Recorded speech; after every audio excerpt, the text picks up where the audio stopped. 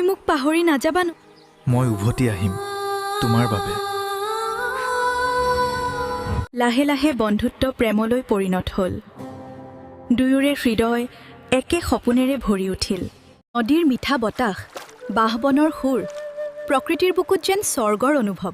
এই গাঁওখনলৈ আহিলেই মনটো শান্তি পায়। সেউজীয়া এখন সৰু গাঁও, য'ত দুখ আছিল কিন্তু মৰম কেতিয়াও কম নাছিল। ৰাহুল এজন দুখীয়া ঘৰৰ ল'ৰা। মাক আনৰ ঘৰত কাম কৰে, বাপেকো অসুস্থ। অভাৱেই আছিল তাৰ জীৱনৰ সংগী।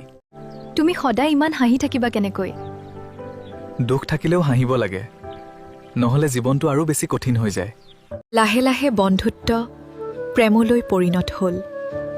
দুয়োৰে হৃদয় একে সপোনেৰে ভৰি উঠিল।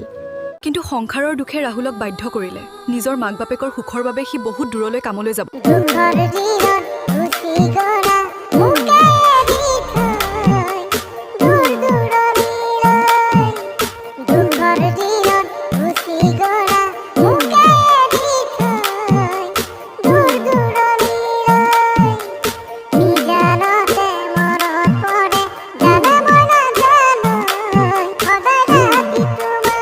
দিন ৰাতি কঠিন পৰিশ্ৰম, পেট ভৰি নোখোৱাকৈও কাম কৰিছিল ৰাহুলে।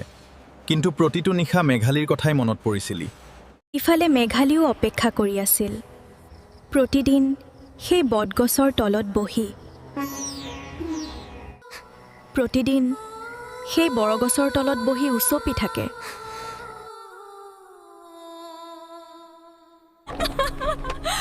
ৰাহুল, মই উভতি আহিছোঁ। এতিয়া তোমাক এৰি ক'তো নাযাওঁ। সঁচা প্ৰেম কেতিয়াও হেৰাই নাযায়। সময় বাগৰি যায়, কিন্তু হৃদয়ৰ মৰম সদায় ৰৈ যায়।